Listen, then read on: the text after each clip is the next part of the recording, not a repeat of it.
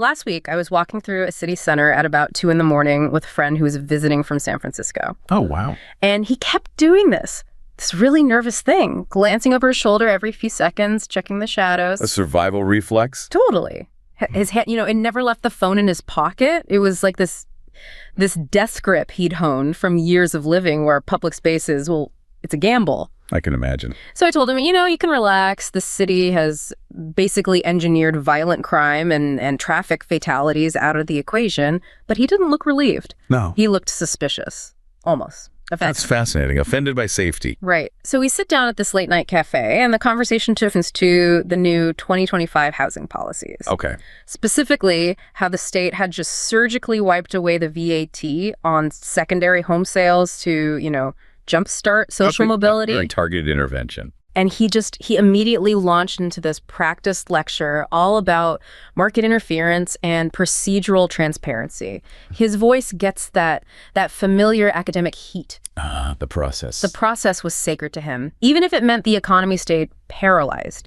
He spent a good 10 minutes defending a system that, sure, guarantees his right to complain, but it can't seem to fix a pothole or secure a subway car. A system of rights without results. Exactly.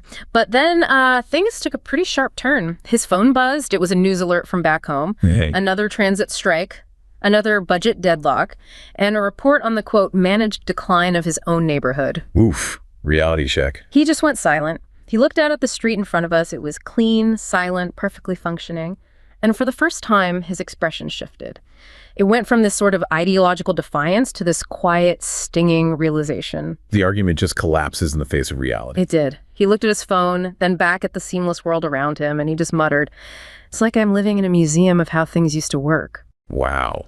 That's a powerful line. And that sudden collapse from defending freedom to the grim reality of entropy, it was striking. It made me realize that in 2025, the greatest luxury isn't a vote or a slogan. No. It's the physical guarantee of safety, the tangible efficiency of a state that actually delivers. And it raises this question that I think most people are afraid to ask. Which is? If your system is correct on paper, but your streets are failing and your assets are frozen, is it still a civilization? Or is it just a slow motion collapse? That experience, it perfectly encapsulates the defining tension in global governance today. Yeah. It really does. We are moving past the era where legitimacy could be sustained purely by, procedural adherence. The fair vote, the independent court, all those things we were taught were the bedrock. They're important, but they're not enough anymore. The definitive metric for governance in 2025, it's far more ruthless, it's more pragmatic. It's about results. It's about the evolution of state capacity as the definitive metric for governance legitimacy through tangible physical outcomes. And a huge part of that is the reduction of what you called social entropy. We are looking at what gets delivered, period. So if we strip away all the rhetoric, the new global political divide isn't really left versus right, is it? Or capitalist versus socialist? Not at its core. It's functional versus dysfunctional. It seems the greatest luxury is not having to worry about the foundational systems of your life. That's exactly it. And the question we're tackling is whether the state has the actual muscle, the actual capacity to deliver that. Okay, so that's our deep dive today. Exactly. We're diving into the new calculus of civilization. Okay. We're going to investigate this profound philosophical and practical shift that links these very specific tactical policies. Like that surgical VAT exemption your friend was so upset about. Precisely that. It links that to fundamental shifts in what we consider security, human rights, and frankly, the very viability of a political system. We need to know, how do you measure the health of a society when it's under what feels like perpetual stress? All right, so let's unpack this shift, this move to result-oriented governance. For decades, especially after World War II and the rise of all these international institutions, the Western model of good governance was so heavily focused on process. Absolutely. It was all about procedural impartiality. Respecting the rule of law, making sure the bureaucracy was independent from political interference. The whole system was designed to be fair, right? Yes. And that fairness often meant it was slow. And that procedural approach is, look, it's undeniably vital for protecting individual liberties. We can't lose sight of that. Of course. But it is proven insufficient. It's not enough as the sole measure of legitimacy. We're now seeing this powerful, emerging global perspective that argues that governments are, at the end of the day, judged on tangible deliverables. The things citizens actually demand. Yes. This isn't abstract governance theory. It's security on the streets. It's contract enforcement that actually works, and works quickly. It's reliable health and education services, and it's infrastructure that doesn't crumble under your feet. So the shift is away from the quality of the inputs, the laws as they're written, To the quality of the outputs. Yeah. The pothole being filled. The train arriving on time. And that feels like the crucial distinction. The global paradigm is shifting away from this obsession with being procedurally correct, Right. towards a relentless focus on governance that achieves measurable physical outcomes. What happens when a system is perfect on paper, all the checks and balances are there, but the physical reality of citizens' lives is getting worse? The political system loses its reason for being, its raison d'etre. Yeah. And that brings us right to the core concept we need to really get our heads around today. Yeah. State capacity. State capacity. Simply put, it's the government's ability to actually accomplish its chosen policy goals. Historically, this was measured by pretty straightforward things. Can you collect taxes? Can you enforce the law? Provide basic services? Exactly. But modern analysis shows capacity isn't monolithic. It's not just one thing. It breaks down into specific, critical dimensions that determine whether a state can thrive or fail. And I find breaking it down into those dimensions so helpful because it shows that capacity is so much more than just having a big army or a huge budget. So much more. The first, and maybe the most foundational, is territorial capacity. Okay. This is the classic definition from Max Weber. The state's monopoly on violence. It's the ability to maintain internal and external order, to ensure predictable enforcement across its entire physical domain. So no-go zones. Exactly. And preventing sub-state actors, whether it's organized crime or militias, from challenging its authority. If a citizen can't expect the same law enforcement on one side of a city as on the other, your territorial capacity is fractured. It's broken. And then the second dimension, economic capacity. That seems to be what allows a state to fund those territorial ambitions in the first place. That's right. Economic capacity covers the state's ability to consolidate a national market, integrate it globally, and, most critically, run a productive and efficient fiscal system. So it's about the money. It's about being able to direct, appropriate, and manage resources efficiently. A state with high economic capacity can collect taxes fairly and reliably, and then strategically deploy those revenues to stimulate growth or stabilize markets. While low economic capacity means what? Constant debt crises, chaotic budgets. And an inability to invest in the long term. You're just putting out fires. This connects directly back to my friend's hometown. The state he was defending had phenomenal procedural rules about government spending, but zero economic capacity to actually implement large-scale projects because of constant budget deadlocks. And that's where the third dimension, infrastructural capacity, becomes so central. This is the ability to process information, create efficient organizational structures, and maintain robust systems of transportation and communication. The nervous system of the modern state. That's a perfect way to put it. It's about how quickly a piece of information or a new policy can travel from the capital down to the local enforcement level and be executed with precision. And then finally, you have symbolic capacity. That sounds a little more abstract than roads and taxes. It is a bit more abstract, but it's crucial. Symbolic capacity is the state's monopoly over the judgment of truth claims. It's the ability to objectify and bureaucratize diffuse social practices. Okay, so what does that mean in practice? Think of it as the state's ability to define what is real, what is measurable, and what is legitimate within its borders. High symbolic capacity means that state statistics are trusted, legal rulings are respected, the state's narratives about its own function are generally accepted by the population. And when symbolic capacity erodes? You get institutional decay, mass disinformation, an inability to form a consensus around even basic facts, which cripples the state's ability to coordinate any kind of large-scale collective action. So when a state shows high capacity across all four of these dimensions, territorial, economic, infrastructural, and symbolic, it can establish law, protect property, build infrastructure. It's all fundamentally linked to economic development.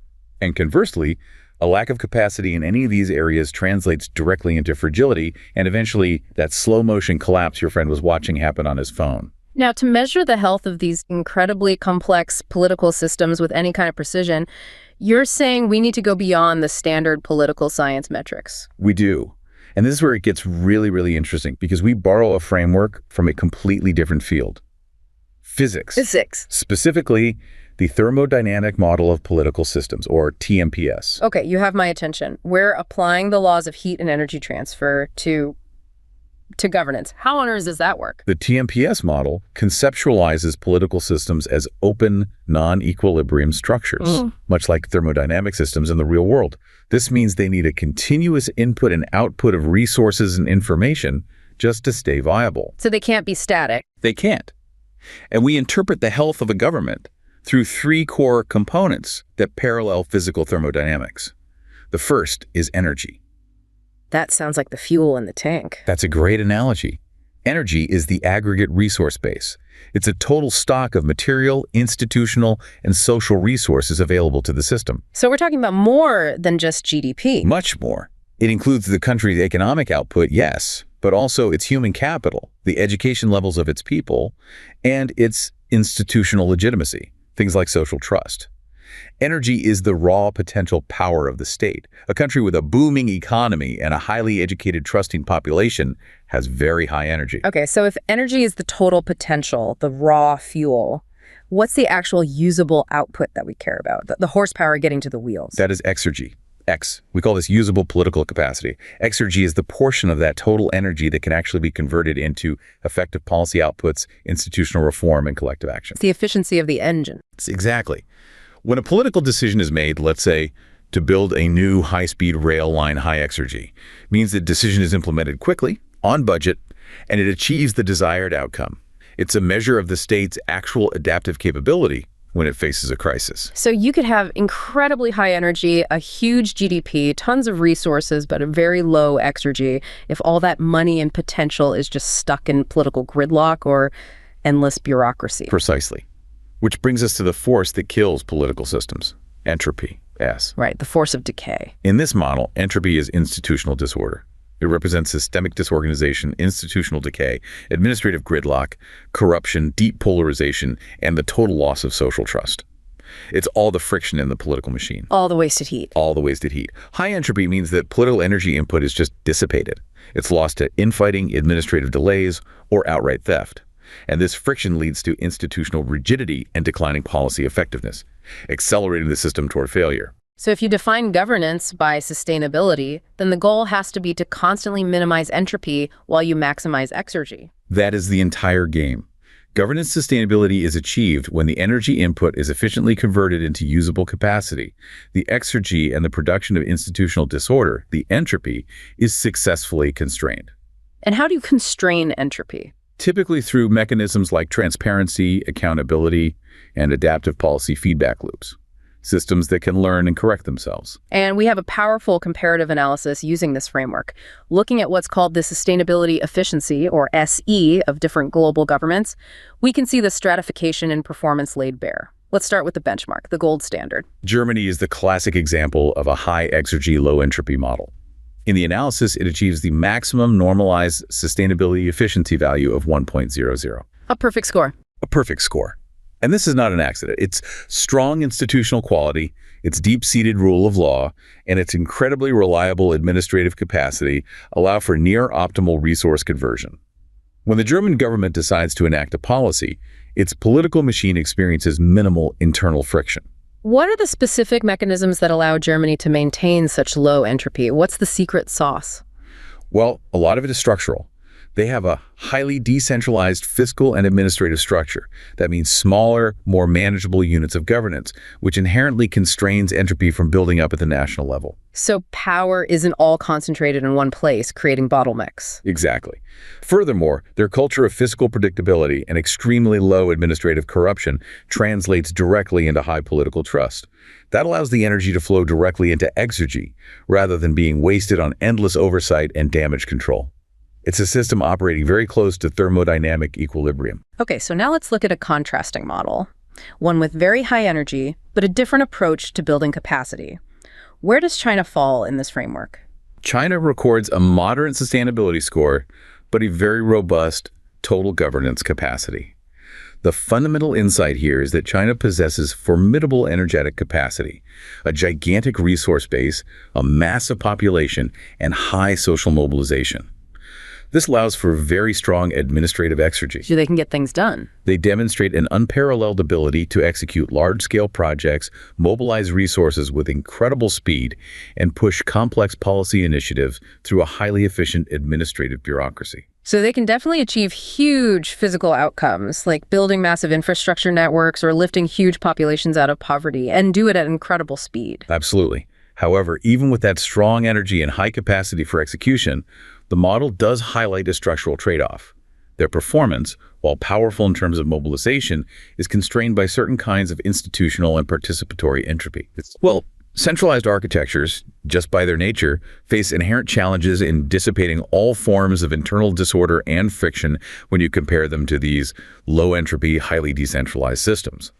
Nonetheless, their intense focus on administrative results ensures that massive resources are brought to bear on strategic goals with very high velocity. And finally, the lowest score, which really illustrates what happens when entropy just completely takes over the system. South Africa scores the lowest, with a sustainability efficiency of 0.000.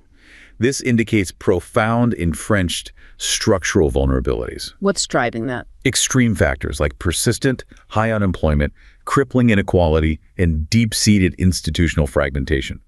These generate constant, very high entropy.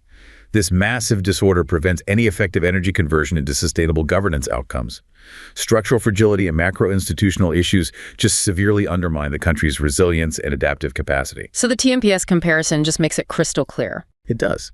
Sustainability isn't just about how much money you have, your energy. It's about the system's capacity to convert that energy into usable capacity exergy while keeping a tight lid on entropy. And if state capacity is the definitive metric, then the first and most fundamental task of that capacity has to be delivering security. It has to be. This brings us right back to my friend's nervous glance in the street, that palpable fear that defines life in systems that are just crippled by entropy. The state's foundational deliverable is concrete, physical safety. That is the prerequisite for all other freedoms. And this is why physical security and the elimination of urban fear represent the highest form of human rights within this new framework of result-oriented governance. You can't focus on abstract rights if you don't feel safe walking down the street. It's the feeling of order as a form of welfare. Tell me a bit more about that anecdote of Marcus. It really brings home this idea of engineered security. So, Marcus lives in what's often called a Vision Zero city. It's a place that aggressively, mathematically, works to eliminate all traffic fatalities.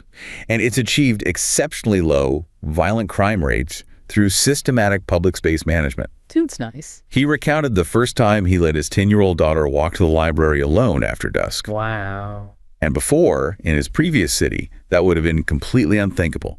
The ambient threat of traffic, petty crime, just general disorder, what he rightly called the urban fear that just hangs over neglected public spaces. That fear, it isn't just psychological, is it? It's a physical burden you carry around. It absolutely is. And the profound physical sensation of safety is the real deliverable here. Marcus described the moment he watched his daughter disappear around the corner, and he wrote, "I realized that I hadn't felt my shoulders drop from my ears in a decade." In a decade, wow. That tension, that constant vigilance, that was the hidden cost of living in a low-capacity, high-entropy environment. The safety that his daughter had, protected by predictable road design, functioning street lights, algorithmic surveillance that spots disorder before it can escalate, and predictable enforcement, that is not luck. No, it's a deliberate output. It is the deliberate output of integrated, engineered security and sophisticated public space management. This moves the whole conversation away from abstract rights and toward the physical realization of order. The core argument here is that true freedom isn't the freedom to be victimized or the freedom to simply hold an opinion. It's the freedom for a young woman or a 10-year-old kid to exist in public space without that constant draining fear of physical harm. That is a pragmatic, result-oriented view. And it means we need to define the right to security of the person, not just as a legal defense against the state, but as a guaranteed outcome provided by the state. The Universal Declaration of Human Rights guarantees the right to life, liberty, and security of the person.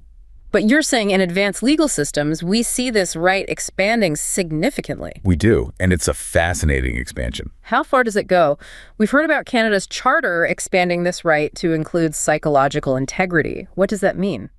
So in Canada's Charter of Rights and Freedoms, The right to security of the person has been interpreted by the courts to include the protection of one's psychological integrity against significant government-inflicted harm or stress. Government-inflicted stress. Yes. For example, they've considered that security of the person can be breached by something like excessive systemic delays in accessing essential medical treatment. Wait, hold on. A bureaucratic failure, like a long hospital wait list, can be interpreted as a violation of a fundamental human right. Precisely. If that systemic delay causes significant physical and psychological stress, it's seen as infringing on the individual's physical and psychological sanctity.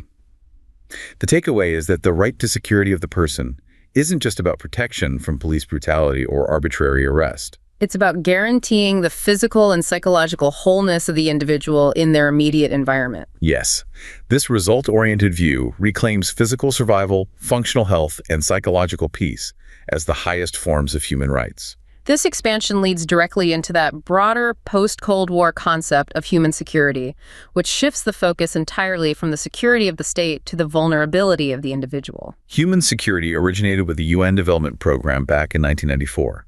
It was a direct challenge to the traditional state-centric view that focused primarily on military and territorial threats. Right, tanks and borders.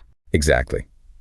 The report broadened security to include threats in 7 fundamental areas: economic, food, health, environmental, personal, community, and political security.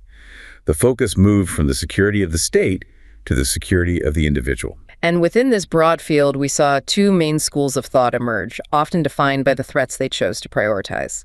That's right. The Freedom from Fear school focuses very narrowly on protection from violent conflicts and physical violence. So it covers personal security and community security. So things like peace building, conflict resolution, banning landmines. The tactical, immediate approach to protecting the human body from kinetic threats. Yes. But the Freedom from Want school argues that this focus is way too narrow. It's missing the bigger picture of what truly threatens human life on a global scale. And they have a powerful argument. The Freedom from Want school advocates a holistic developmental approach. It argues that the threat agenda must include hunger, infectious diseases, and environmental deterioration, because these chronic, pervasive threats kill far more people every year than war, genocide, and terrorism combined. And you can't really separate them. You can't. They emphasize that these are inseparable concepts when you're addressing the root of human insecurity. You can't have health security without food security and environmental safety. But ultimately, these 2 approaches aren't really in competition, are they? They're complementary. Exactly. They reinforce each other. The lack of security, whether that's pervasive physical violence or the lack of clean water and health services, fundamentally reinforces underdevelopment. Human security isn't just a desirable side effect of development. It's an objective of development itself. Because pervasive insecurity cuts life short. It thwarts human potential, and it prevents the sustained economic activity you need for growth. Both approaches are people-centered, they're multidimensional, and they view persistent poverty and inequality as the root causes of systemic vulnerability. So bringing this back to our core metric, a state's ability to guarantee this whole spectrum of security, from the absence of bullets, the freedom from fear, to the presence of clean water, the freedom from want, this is fundamentally a state capacity challenge. It requires absolute proficiency. It requires maximum infrastructural power to ensure seamless public space management, predictable environmental regulation, and consistent enforcement across its entire territory. The failure to deliver this basic outcome, the systemic decay, the urban fear Marcus described, the delays Elena faced, is directly attributable to institutional collapse and the accumulation of governance entropy. When the system is rigid and coordination is weak. When institutional friction is high, it is simply incapable of guaranteeing the most basic human right, the safety and sanctity of the person. This concept of infrastructural power, it really feels like the engine room of the result-oriented state. We need to distinguish it clearly from older, cruder forms of state control, because I think they get confused a lot. They do. We use the distinction laid out by the sociologist Michael Mann, who separated infrastructural power from despotic power. Okay. Despotic power is what we think of when we hear state power, right? Usually, yes. Despotic power is power over society. It's based purely on elite imposition, on force, and direct, often arbitrary command. It's what we see in totalitarian or highly centralized, repressive regimes. It's the power to say no forcefully and make it stick. Precisely. Infrastructural power, on the other hand, is power through society. It entails a cooperative, nuanced relationship that's derived from civil society, legitimacy, standardization, and complexity. It allows the government to penetrate, coordinate, and regulate social life efficiently and, for the most part, consensually. So it's a power to say, let's build this together, and by the way, we know how to do it efficiently. A perfect summary. So how does a state build that kind of highly technical cooperative power? It sounds like it's more than just goodwill and a vision. It requires operational efficiency built on very practical foundational technology and administration. Yeah. Man laid out 4 key techniques. First, providing centrally organized services through a division of labor. So a functioning bureaucracy. A functioning specialized bureaucracy. Second, ensuring the literacy of the population so you can disseminate state laws and norms widely and accurately. Makes sense. Third, standardizing commerce weights, measures, currency so economic activity can be predictable and integrated. And fourth, providing effective systems of communication and transportation. These foundations allow the modern bureaucratic state, the one Max Weber described, to extend its reach effectively and almost invisibly. Absolutely. Infrastructural power is what allows a government to assess and tax our income and wealth at source, to store massive amounts of critical data, and most importantly, to enforce its will almost anywhere in its domains with precision and minimal overt coercion. It's the invisible scaffolding. The invisible scaffolding that allows society to function efficiently. And in high-capacity democracies, it makes raw despotic power far less necessary. So if we look at some comparative examples, the sources suggest that liberal bureaucratic states are typically high in this infrastructural power, but low in despotic power because they're checked by civil society. But what about states that manage to combine both? That is the crucial analysis for understanding the 21st century. Highly successful centralized states are often high in both despotic power and infrastructural power. They possess a robust administrative infrastructure which allows them to enforce central decisions, even despotic ones, with incredible efficiency and coverage. And we see this today in countries that have maintained strong bureaucratic traditions and focused ruthlessly on technological advancement. Let's analyze the capacity of one such state, China. China is a powerful case study in combining a deep-rooted bureaucratic tradition with massive modern infrastructural growth. Its historical commitment to strong bureaucracy, involving early standardization like a common written language and a unified civil service, provided an initial bedrock of infrastructural strength. So the foundation was already there. The foundation was there, and it was ready to absorb and amplify the massive growth facilitated by continuous economic expansion in the modern era. And the result of that continuous economic growth supporting this deep infrastructural power, it has led to truly advanced capabilities in modern governance, particularly in administrative efficiency and the ability to execute policies at scale. The most significant export of the 21st century coming from systems like this is not an ideology. It's this tangible, high-efficiency social toolkit. a social toolkit. What do you mean by that? We see it in the seamless environment achieved through algorithmic stewardship and the hyper-optimization of what we call urban metabolism. Urban metabolism, that's the integrated flow of everything that makes a city work, right? Energy, water, traffic, waste. Precisely.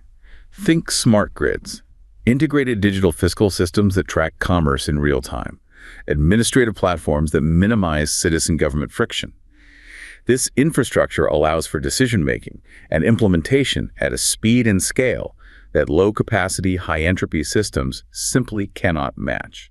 And that deep capacity is what allows for the kind of surgical, precise policy intervention we talked about at the start, like that VAT exemption on housing. The ability to ensure policy dividends land with precision and punctuality is the clearest hallmark of high capacity. Consider that strategic surgical policy. It was not a blunt, broad stimulus package. No, it was very targeted. It was a move by an administrative machinery that was capable of identifying a specific blockage dormant housing assets frozen by transaction costs and applying a targeted, efficient fiscal remedy to jumpstart social mobility and activate those assets. That level of targeted efficiency proves a system's profound vitality and its control over its economic levers. And this high level of precision stands in such sharp contrast to the systems that are crippled by institutional friction, that entropy we discussed earlier. That friction turns political life into a spectator sport of failure. I recently encountered the story of a woman named Elena. She lives in a mid-sized U.S. city that, for years, just epitomized governance entropy. Okay. She described her daily life as a constant struggle against systemic failure. Her streetlights stayed dark for months because 3 different local committees, Public Works, City Council, Historical Preservation, couldn't agree on a maintenance contractor. It's a simple streetlight. A simple streetlight. Her commute was a daily gamble against crumbling, unmaintained infrastructure. She talked about the loss of time, the loss of dignity, and just the constant stress. It's that psychological cost of entropy again. Marcus felt the constant stress of fear. Elena felt the constant stress of systemic inefficiency. Exactly. The low capacity meant the system couldn't move past endless legal debates and partisan tax wrangling. It becomes a spectacle of institutional paralysis. The system was rich in procedure, but it was starved of results. But then her narrative shifted. It shifted dramatically. In 2025, she showed a video clip of her walking through a newly renovated transit hub. And the look on her face, it wasn't one of political celebration. It was one of profound, quiet relief. What changed for her? She said the state finally stopped defending procedural correctness that led nowhere and just started delivering. The potholes were filled, the transit system started running to the minute, the digital administrative interface for basic services actually worked instantly. So her physical reality was transformed. And Elena's experience highlights the core mechanism of failure. When administrative coordination is weak or fragmented, the political system struggles to convert its resources, its energy, into effective governance, its exergy. The result is palpable. Crumbling physical infrastructure and the decay of the citizen's daily life, which can then be reversed when that capacity is restored. Moving from physical infrastructure to financial architecture, fiscal policy is obviously a foundational pillar of state capacity.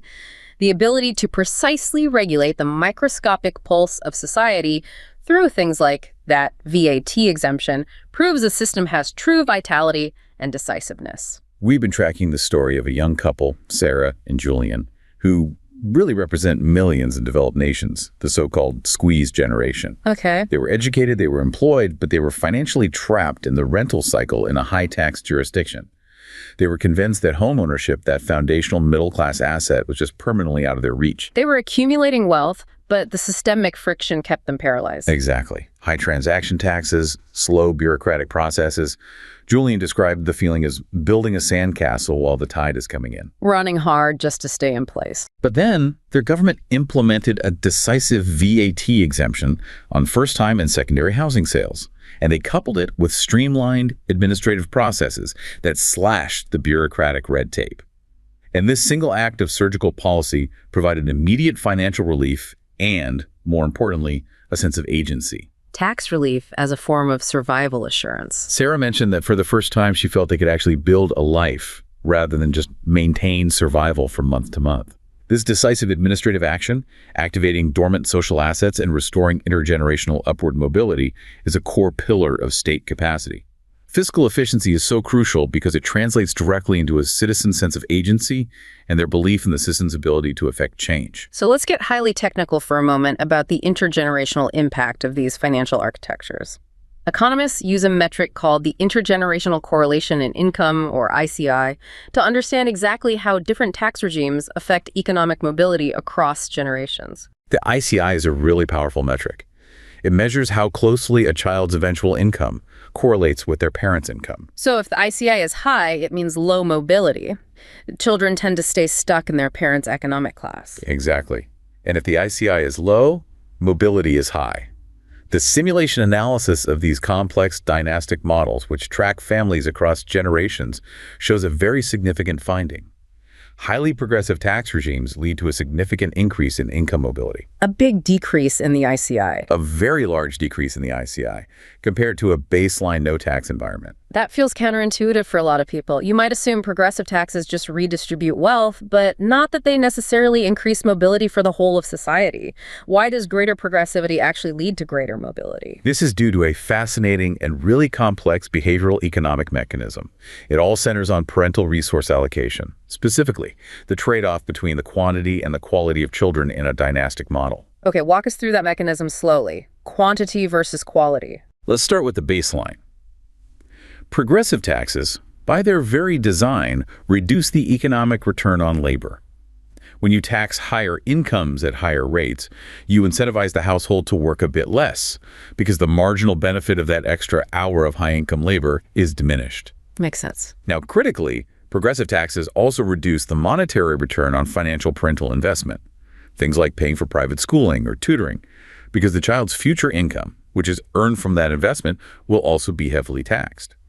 This lowers the parent's overall life cycle utility that they get from these monetary inputs. So the progressive tax system is essentially telling parents that pouring more and more money into one single child's education yields diminishing returns down the line. Exactly. So to compensate for this reduction in utility from monetary investment and high-income labor, households change their behavior. They increase the number of children. Wait, so you're saying progressive taxes make people have more kids? In the model, yes. Children are considered the dynastic component of their utility, a form of non-monetary return. This is the increased fertility quantity mechanism.